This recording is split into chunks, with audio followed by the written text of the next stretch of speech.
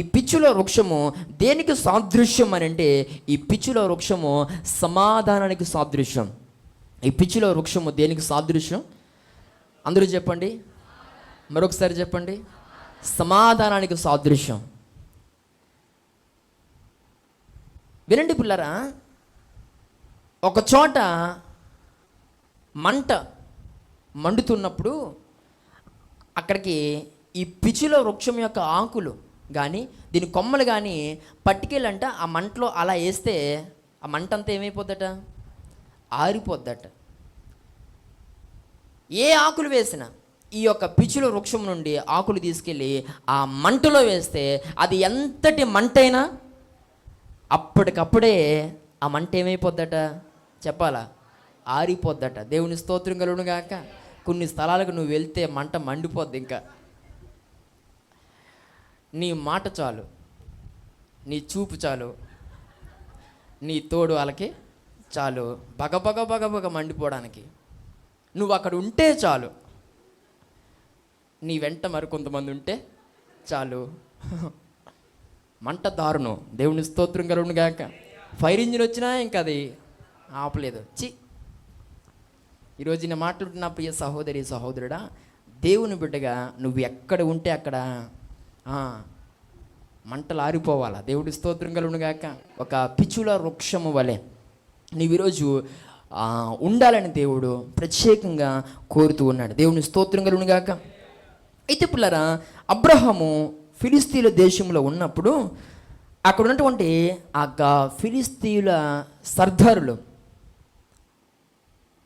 అబ్రహాముతో గొడవ పడినప్పుడు అక్కడ ఉన్నటువంటి అబ్రహాముతో వారు వివాదము పెట్టుకున్నారు. అయితే కొన్ని దినాల తర్వాత మరలా దేవుడు అబ్రహాముకు అదేవిధంగా ఫిలిస్తీన్లకు మధ్య సమాధానాన్ని దేవుడు తీసుకొచ్చాడు. అది గుర్తు చేసుకుని ఈ చెట్టును అబ్రహాము నాటుతున్నాడట. దేవుని స్తోత్రం కలుగును గాక. ఇక్కడ మరలా అబ్రహాము ఆ చెట్టును నాటుతూ ఉన్నప్పుడు తను అనుకుంటూ ఉన్నాడు, ఒకప్పుడు నేను ఫిలిస్తీన్ల సర్దారులతో వివాదము నాకు కలిగినప్పుడు, వారితో నాకు గొడవలు కలిగినప్పుడు నీవు నాకు వారికి మధ్య సమాధానాన్ని కలుగు చేస్తావు. ఇదిగో ఈ పిచ్చుల వృక్షము కూడా అలాంటిది. ఎందుకనంటే దీని ఆకులు మంటలు వేస్తే మంటలు ఏమైపోతాయి? ఆరిపోతాయి. అంటే సమాధానానికి గుర్తుగా తన ఇంటిలో అబ్రహాము ఏం నాటుతున్నాడు? ఈ పిచ్చుల వృక్షాన్ని నాటుతున్నాడట. దేవుని స్తోత్రం కలుగును గాక. ఈ ప్రత్యేకమైన సమయంలో ఈ నా మాట్లాడుతున్న ప్రియ సహోదరి సహోదరుడా, ఈరోజు నీ మాట సమాధానాన్ని తీసుకొచ్చేదై ఉండాలి. ఈరోజు నీ ప్రవర్తన సమాధానం తీసుకొచ్చేదై ఉండాలి. నువ్వు ఎక్కడ ఉంటే అక్కడ సమాధానము అనేది నిన్ను బట్టి కలిగితే అది దేవునికి ఎంతో సంతోషం. దేవుని స్తోత్రం కలుగును గాక. ఈరోజు నీవు అలాంటి విషయాల్లో సమాధానంగా నీవు ఉంటూ ఇతరులను సమాధానపరుస్తూ నీ అనుభవాన్ని, నీ భక్తి జీవితాన్ని అలా నువ్వు నిలబెట్టుకోగలిగితే తప్పకుండా దేవుడు కూడా నీకు, నీ కుటుంబానికి సమాధానాన్ని దేవుడు దయచేస్తాడు. దేవుని స్తోత్రం కలుగును గాక. కొన్ని సందర్భాల్లో అనేక మంది అంటున్న మాటలను బట్టి, లేకపోతే ఇతరులను బట్టి, ఒకవేళ నీ భర్తను బట్టి నువ్వు సమాధానం కోల్పోతున్న పరిస్థితి, నీ భార్యను బట్టి సమాధానం కోల్పోతున్న పరిస్థితి, లేకపోతే నీ పిల్లలు నీ మాట వినకపోవడాన్ని బట్టి కొన్ని సందర్భాల్లో సమాధానం కోల్పోతున్న పరిస్థితి. చక్కగా వండుకున్న మరలా సాయంత్రం అయితే, మరలా ఉదయం అయితే అదంతా పట్టుకెళ్ళి పిల్లరా ఆ పెంట మీద పారేసుకునే పరిస్థితి. ఈరోజు చాలా కుటుంబాల్లో మనం చూస్తున్నాం, సమాధానం లేని కుటుంబాలు. పిల్లరా వండుకున్నవి కూడా అలా వండినట్టుగానే మిగిల్చుకుని ఏడుస్తూ కూర్చునేటువంటి కుటుంబాలు ఈరోజు చాలా ఉన్నాయి. ఈ ప్రత్యేకమైన సమయంలో ఈ మాట్లాడుతున్న ప్రియ సహోదరి సహోదరుడా, అలా ప్రతిరోజు తల్లడిల్లిపోతూ కుమిలిపోతూ ఏడుస్తున్న అనుభవం ఈరోజు నీదైతే కనుక ఈ పిచ్చుల వృక్షాన్ని ఒకసారి జ్ఞాపకం చేస్తున్నాడు దేవుడు. అది సమాధానాన్ని తీసుకొస్తుంది. ఈరోజు ఆ పిచ్చుల వృక్షమే ఈరోజు మనం ఆరాధిస్తున్నటువంటి యేసుక్రీస్తు ప్రభువారు ఈరోజు నీ ఇంటిలోనికి, అబ్రహాము తన ఇంటిలోనికి ఏ చెట్టుని తీసుకొచ్చాడు? పిచ్చుల వృక్షాన్ని తీసుకొచ్చాడు. నువ్వు పిచ్చి పిచ్చి మొక్కలు పట్టురాక నీ కొంపలోకి. కొంతమంది ఉంటారండి మొక్కలు పిచ్చోళ్ళు. ఏమండి, ఏది దొరికితే అది పట్టుకొచ్చేస్తుంటారు. రోడ్డు మీద దొరికింది అది తెచ్చేస్తుంటారు. ఏది దొరికితే పోనీ మంచిగా తెచ్చుకుని నాటుకున్నామంటే దానికి ఒక అర్థం ఉంటుంది. పోనీ అందానికో లేకపోతే దేనికో. కొంతమంది పిచ్చి పిచ్చి అని తెచ్చుకుని నాటుకుని ఇల్లంతా కూడా తుప్ప చేసుకుంటూ ఉంటారు చాలామంది. గమనించండి పిల్లరా, ఈరోజు నీ ఇంటిలోనికి నువ్వేం తీర్చుకోవాలి అని అంటే ఈ పిచ్చుల వృక్షాన్ని తీసుకురావాలి.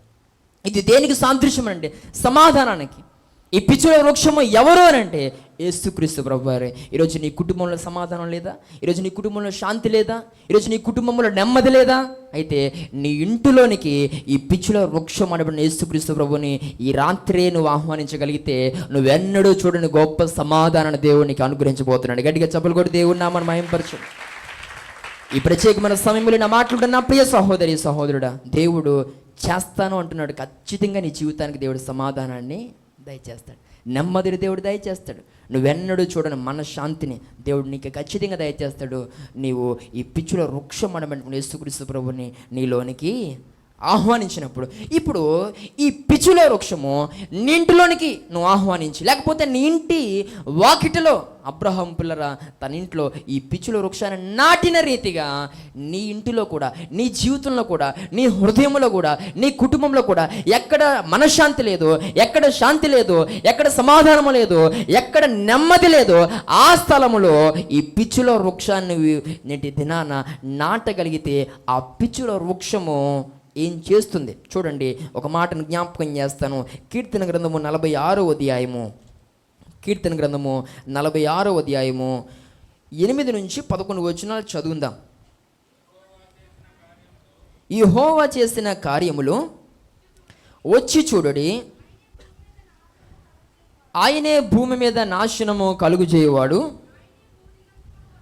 ఆయనే భూ దిగంతముల వరకు యుద్ధములు మాన్పువాడు, విల్లు విరుచువాడును బల్యమును తెగ నరుకువాడును ఆయనే, యుద్ధ రథములను అగ్నిలో కాల్చివేయువాడు ఆయనే.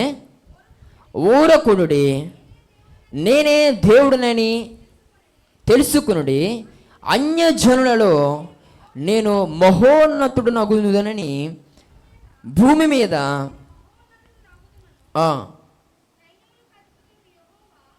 మీద నేను మహోన్నతుడు నగుదును, సైన్యములకు అధిపతియగు యెహోవా మనకు తోడై ఉన్నాడు, యాకోబు యొక్క దేవుడు మనకు ఆశ్రయమై ఉన్నాడు. దేవుని స్తోత్రం కలుగును గాక. 8వ వచనాన్ని చూడండి మరలా. యెహోవా చేసిన కార్యములు వచ్చి చూడుడి, ఆయనే భూమి మీద నాశనములు కలుగు చేయువాడు. దేవుని స్తోత్రం కలుగును గాక. ఈరోజు ఈ మాట యొక్క భావం ఏంటంటే, ఆయన భూమి మీద పిల్లల ఏదో నాశనం చేస్తాడని కాదు, భూమి మీద బ్రతుకుతున్నటువంటి నీ జీవితంలో ఈరోజు ఏ అల్లరి చెలరేగిపోతుందో, ఏ సమస్యలు చెలరేగిపోతున్నాయో, ఏ ఇబ్బందులు చెలరేగిపోతున్నాయో, లేకపోతే ఎలాంటి ఉపద్రవములు నీ జీవితమును అలుముకొని నీకున్నటువంటి శాంతిని సమాధానాన్ని చెరిపేస్తున్నాయో, అలాంటి భూమి మీద ఉన్నటువంటి నీ జీవితంలోనికి ఆయన వచ్చి ఇలాంటి అల్లరిని దేవుడు ఏం చేయబోతున్నాడట? నాశనం చేయబోతున్నాడట. దేవుని స్తోత్రం కలుగును గాక. అంతేగాని భూమి మీద ఉన్న ప్రజల్ని కాదు, భూమిని కాదు. దానికి టైం ఉంది.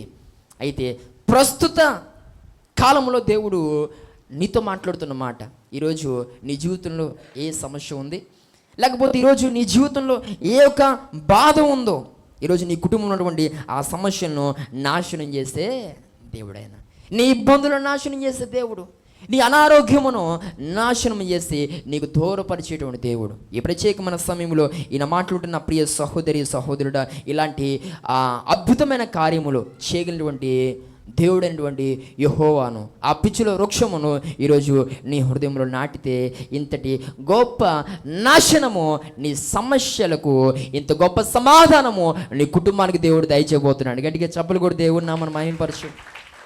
ఈరోజు నా మాట్లాడుతున్న ప్రియ సహోదరి సహోదరుడా, ఆయనే యుద్ధములో మాన్పువాడు. ఆయన ఎవరు అని అంటే, ఈరోజు నీతో ఏ సమస్యలు అయితే యుద్ధం చేస్తున్నాయో ఆ యుద్ధాలు మాన్పే దేవుడైనా, ఆ యుద్ధములు మాన్పి సమాధానాన్ని నీకు దయచేసేటువంటి దేవుడు. అంత మాత్రమే కాదు, విల్లు విరుచువాడును బల్లెమును తెగ నరుకువాడును ఆయనే.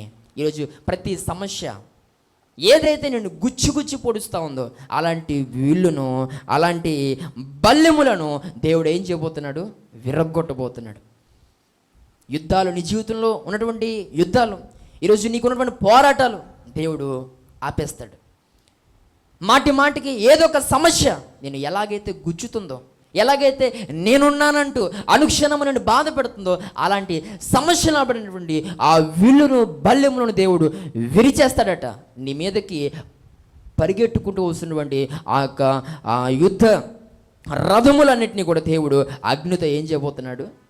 కాల్చివేయబోతా ఉన్నాడు. ఈ నాశనాన్ని ఎవరు కలుగు చేస్తారట? నిత్యుడైన దేవుడు. నిత్యుడైన దేవుడు. ఇలాంటి నాశనము నీ సమస్యల పట్ల దేవుడు జరిగించి ఎన్నడూ నువ్వు చూడనటువంటి ఒక గొప్ప సమాధానాన్ని దేవుడు నీకు దయచేస్తాడు. ఈ యొక్క ప్రత్యేకమైన సమయంలో దేవుని మాట్లాడుతున్న ప్రియ సంగమ, ఈ పిచ్చుల వృక్షము శాంతికి, సమాధానానికి, నెమ్మదికి సాదృశ్యంగా ఉంది.